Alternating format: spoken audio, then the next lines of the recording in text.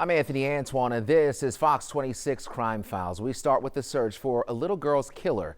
Police say they now have identified a person of interest in the murder of an 11-year-old girl in Pasadena.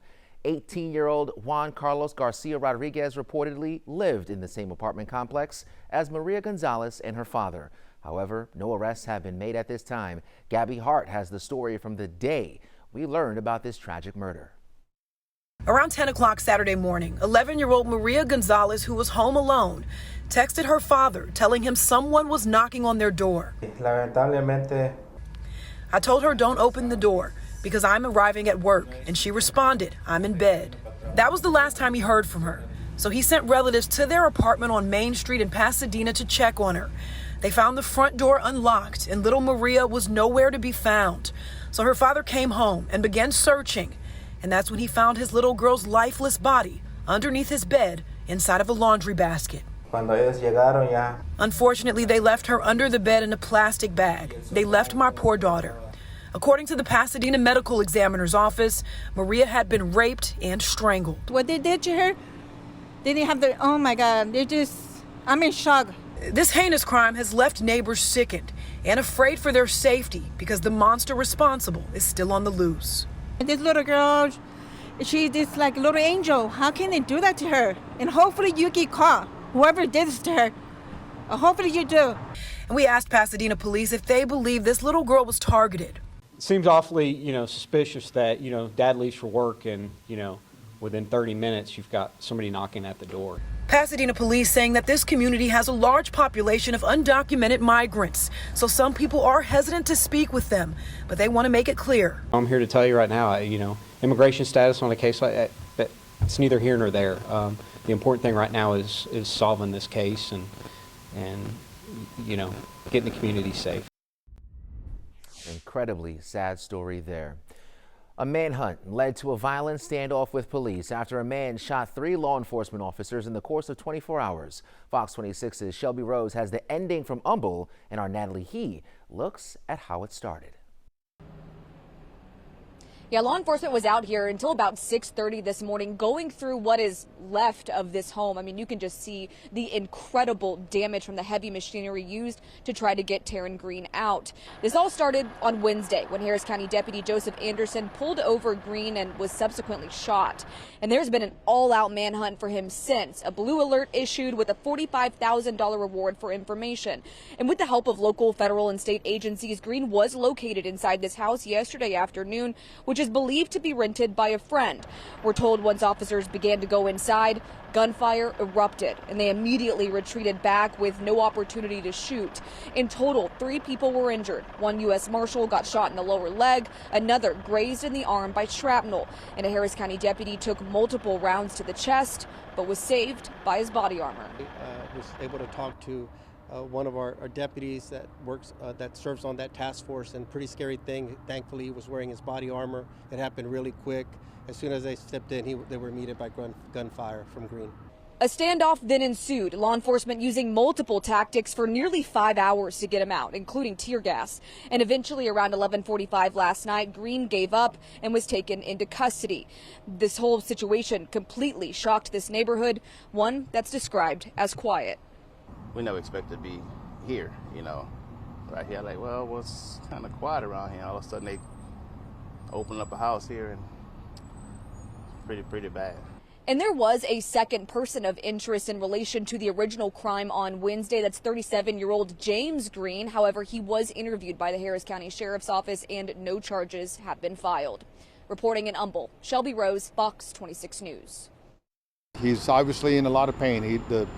The injuries that he sustained are serious and have caused some serious damage, but he can feel his limbs. Harris County Sheriff's Deputy Joseph Anderson is now awake, alert, and even able to laugh with his fiancée, mom, and twin brother, who's also a deputy. Commissioner Adrian Garcia says he met with Deputy Anderson and his family Thursday after he underwent surgery. Just hours before, authorities say the 29-year-old with 15 months of service to the sheriff's office was shot at least twice in the torso during a routine traffic stop in Northeast Harris County, but the suspects got away. It's always a matter of centimeters.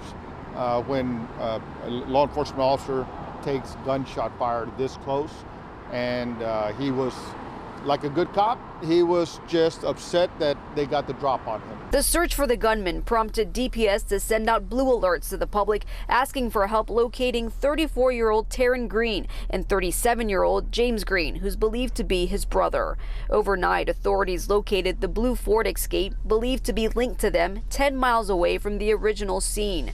Investigators say James Green was later located, questioned, and released without being charged. A sheriff's spokesperson says he's no longer considered a suspect. Now the focus remains on finding Terran Green, a wanted fugitive who authorities consider armed and dangerous. Records show Terran Green has 5 prior felony convictions and has been to prison 3 times. He was previously sentenced to 2 years for aggravated assault with a deadly weapon. On April 1st, he posted a $55,000 bond on 2 other charges, including pulling a gun on his girlfriend and threatening to kill her, and a second offense of felony possession of a weapon. Authorities say he also later failed to show up in court and forfeited the bond in May and has been wanted ever since. Only on Fox, a Houston man made himself at home only to discover he's the victim of a growing scam that's affecting millions of renters all across the country. Fox 26's Randy Wallace has this story from Channelview. This house in Channelview with 3 bedrooms and 2 full baths was exactly what Adolph Ledesma was looking for. Everybody was excited to move in the house. You know, my grandkids already came over, you know, just loving the house, man. We were moving in already. Adolph first spotted the house for rent on Facebook Marketplace. The man claiming to be the owner said he was a truck driver on the road. When Adolph asked about the open door for sale sign, the supposed owner says he decided to rent instead. I took a picture of it, let him know I was there in front of the house. I'd asked him to send me a copy of his ID. He sent it to me. The name on the driver's license is Raymond Stevie Harris. Neighbors tell us this man, who lives in North Carolina, does not own the house. We have no idea if this guy is who Adolph was communicating with. How were you able to get in the house? He told me to download an Open Door app, which the code didn't work. But then he said the single door in the back was unlocked, and I got access to the lock to the inside of the house, and he gave me a authorization to change all the locks, and that's what I did. During his second day in the house, Adolph's son removed the security camera in the living room. The next thing Adolph knew, a security company and sheriff's deputies were knocking on the door. Adolph says he learned others have fallen victim to the same scam. One victim lost more than $2 grand. Adolph lost $450. I'm the lucky one that didn't send him all the money. Open Door homes are not available for rent, only for sale. Open Door tells us it's aware of rental scams and has some good consumer tips. We've got links for you on our website. Reporting from Channelview, Randy Wallace, Fox 26 News. And now to this next story that has garnered national attention. A third murder trial ended in a conviction for a local man accused of killing his parents when he was a teenager. We take a look at how the case against Antonio Armstrong Jr. has unfolded. July 29th, 2016, Dawn and Antonio Armstrong Sr. found shot to death inside their Southwest Houston home. AJ called 911 and was taken into custody. In just hours, he was charged in those killings. At the time, friends of that couple were stunned. You can't get your head around it. We just need a little time to be able to digest it, just to be able to pray a little bit about this, because it's stunning, to say the least. So you never know really what happens in a household. Fast forward nearly a year, our cameras capture AJ Armstrong walking out of the Harris County Jail after he posted a $200,000 bond. AJ would find himself back in the courtroom in March of 2019 for his first trial that after less than a month ends in a mistrial. We're proud of them going back there and deliberating and taking their oath seriously. But the legal troubles were not over for AJ Armstrong. His second trial started in October of 2022. He's now a father and is married. Just weeks later, it was another mistrial. At some point, when is enough enough? And that's where we are. The family is sick and tired of it. AJ's sick and tired of it. Jury selection in AJ's third trial starts in May of this year, but the trial is put on hold briefly while a judge considers possible new evidence in the case. The trial officially began in July, and less than a month later, The jury delivers their verdict. We, the jury, find the defendant, Antonio Armstrong Jr., guilty of capital murder as charged in the indictment. Well, after 7 years and 2 mistrials, prosecutors say this guilty verdict was a long time coming for them. We, the jury, find the defendant, Antonio Armstrong Jr., guilty of capital murder as charged in the indictment. Prosecutors said that they felt confident pursuing the case with the evidence they had from the home alarm timestamps to cell phone records and even to Armstrong's behavior leading up to the murders. Prosecutors tell us they also had a chance to speak to jurors who told them they felt confident about the guilty verdict. They all raised their hands. Do we even need to discuss the blood evidence? And they were confident in the guilt already from the statement, the 911, the crime scene, and all of the lies. I feel confident that the case will hold up under appeal, but of course, should it not, and we've been in this position before, then yes, we would defend this verdict by trying it again. After a total of about 11 hours of deliberation, jurors were able to reach a unanimous verdict in court this afternoon. After the judge read the guilty verdict, there was an audible and emotional reaction from Armstrong's family. Some of them started crying. But as for AJ Armstrong Jr. himself, he did not have a reaction. Instead, he remained pretty stoic. Armstrong will now spend at least 40 years in prison before he's eligible for parole. His defense attorneys tell us he's already filed an appeal. He's devastated, but he's one of the strongest young men I've ever known, and his family is amazing, and obviously they're devastated right now, and this is a difficult time for them, but they will rally and they will help AJ and his young son and his wife get through this. To have this result after 7 years is a tough pill to swallow, but we will not ever stop fighting for AJ. I've said this many times. We'll be here always for him, and his family is as strong as they could be, and they will not stop fighting for AJ. They will continue through an appeal and whatever comes after that.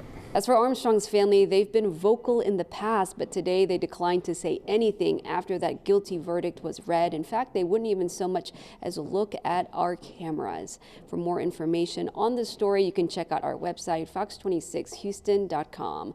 From the courthouse, Natalie He, Fox 26 News. I was crushed emotionally.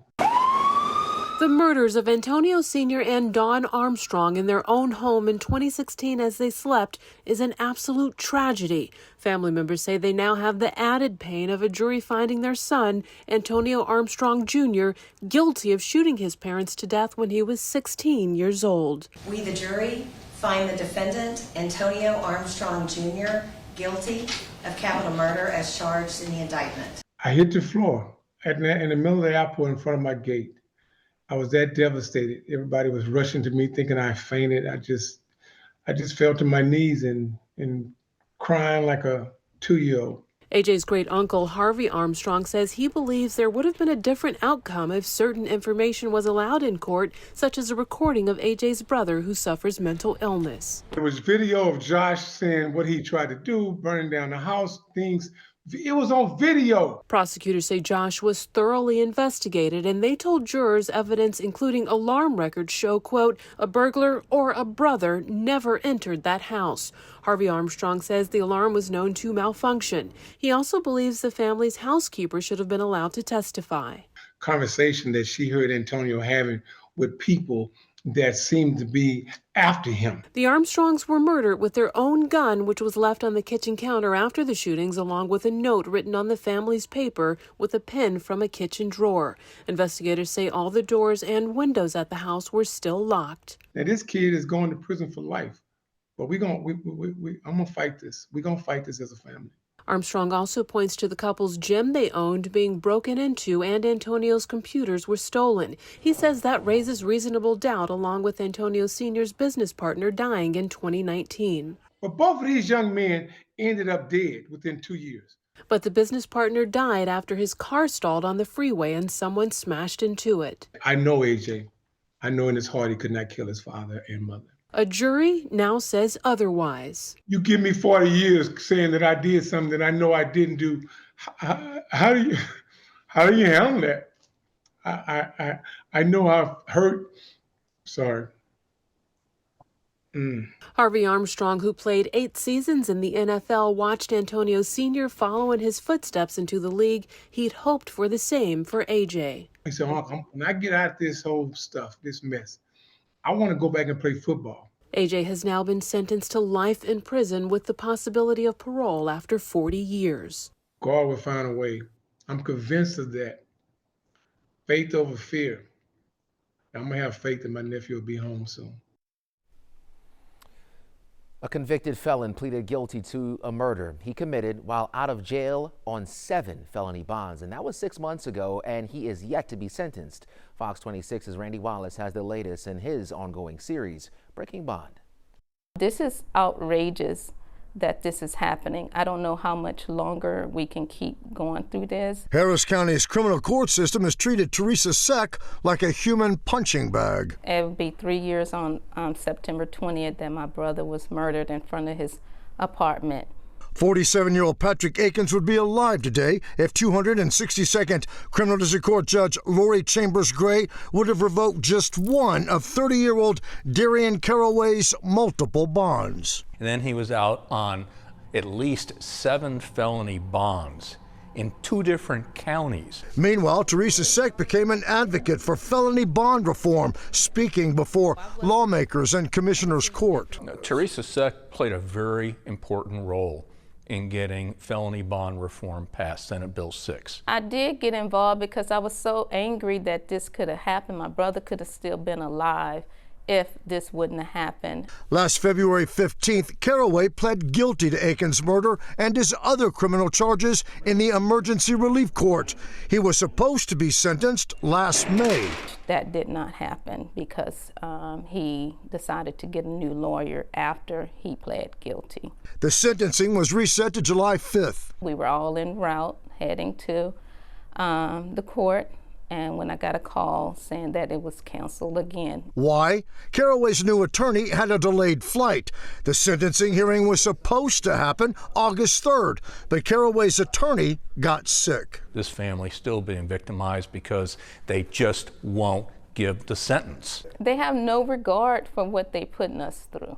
No regard at all. So I'm just angry. I feel powerless. I don't know what else to do.